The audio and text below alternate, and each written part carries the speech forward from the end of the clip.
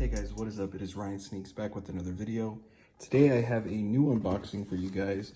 These are going to be the Retro Ultra Boost. They're called Ultra Boost M, I guess, for men's, but these are the white 1.0s. I got these off Packer Shoes. I didn't win the raffle on Adidas, and everywhere else sold out really quickly. Luckily, like a week later, Packer Shoes loaded them onto the site, and they had 112. So opening it up, it is in the new box here. You do get a QC sticker right here. It says YYA for final.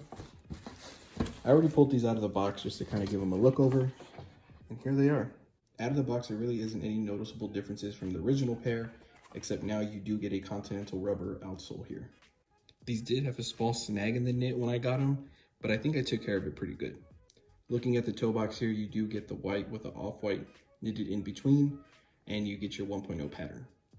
And you do get your Adidas logo here on the tongue and on the toe. This is the tag that came on the shoe if you were curious to kind of run it by yours.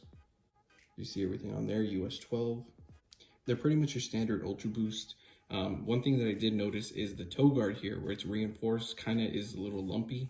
So I put that shoe tree in there to kind of work that out, and it seems to have done its job pretty much. Under the insole, you get a gray felt material. And then for the insole here, you get your original Ultra Boost insole. Here on the heel cup, you do get the black Ultra and then the silver Boost. I don't recall if the original one had gold or silver for the Boost, but it does look good.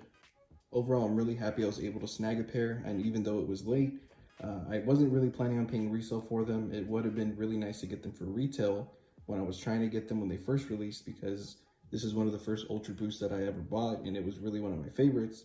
And luckily, Packer Shoes loaded them on.